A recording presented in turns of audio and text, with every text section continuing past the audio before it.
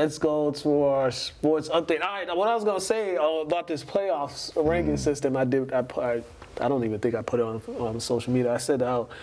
When are we going to talk about how this playoff ranking system benefits the suburban schools? Because they're the biggest beneficiary of it, and we're seeing it. We're seeing it in basketball and in football. Basketball last year was ridiculous in Division I. They had the 4 best teams that were the 4 best teams all year on the same side of the bracket, and then the other side was like the cupcake side.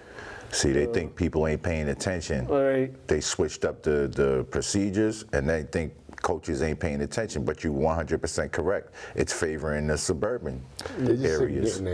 Right, to be honest, they're sick of having a whole city, a hotel, one high school losing the percent. For us, I like to speak on our city alone because whole cities lose to a percentage of our city, like a small percent, like a fourth of our city. Yeah. So like that's sickening to a lot of cities that lose consistently, and then see these guys going to college. How come my kids ain't going to college? Just put out a better product. You don't got to try to like finagle the ranking system in the playoffs just to get your guys seen. If the kids are good enough, they'll be seen anyway. So. Yeah, and then it's also like, because they always like, oh, schedule better. It's just like, how we know like our opponents are going to be trash? Like, we don't know. You can't predict that. Can't predict if they're going to be good or not. They should do it. Whoever your ranking was last year, coming into it, you know what I mean? That should be somewhat coming into the season. If you were like the number 3 team in the, you know what I mean, in the state last year, and another team had you on your schedule, they should still have somewhat that strength because you know what I mean. Like, how you gonna gauge it? Yeah. You can't have no preseason top 25 for high school because you don't even know what the team's gonna look like. I want to know who's in those meeting rooms making these brackets. Not many people. Where those coaches from? Do you see? Because it's probably coaches, ADs. Yeah, where they all from? Yeah, and my do we thing have is, representatives? And my thing is, you got to reward. I'm talking about like the urban schools. Do they have representatives? And at some point, you got to reward not winning. as many. You have to reward winning. Winning matters. You can't tell me just because my biggest thing is a team is they're getting points because they scheduled a tough team, but they lost. They got the brakes beat off them, but we're going to reward you because you played them. That don't make sense to me. It makes absolutely no sense to me, but then a team that's winning in front of the schedule, they might lose one game, but they're beating every team that's on their schedule.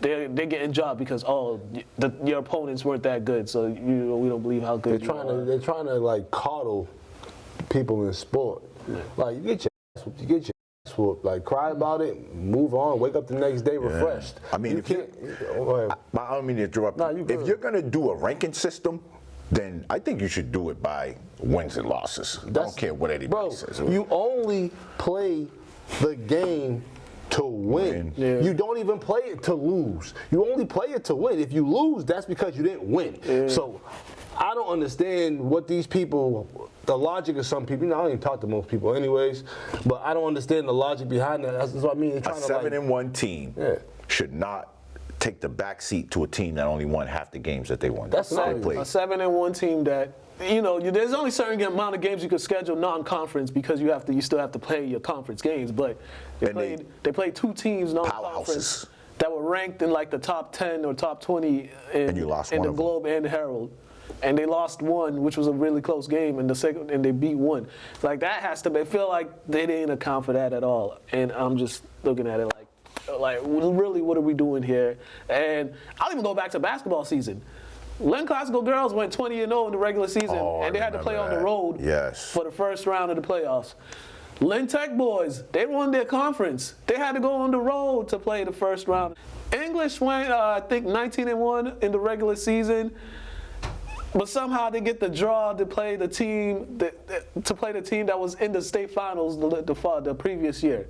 It's like in normal circumstances they would have gotten 2 home games before they go on the road. But they had to make some changes. And then the worst part is in Division I boys basketball last year, the team that they put number 1 overall lost at home. Lost their home game to a team they shouldn't even be losing to, and everybody knew that was not the number 1 team going into the tournament. It was like, but that's my rant right there about that. We'll talk about more about that another day. But. Yeah.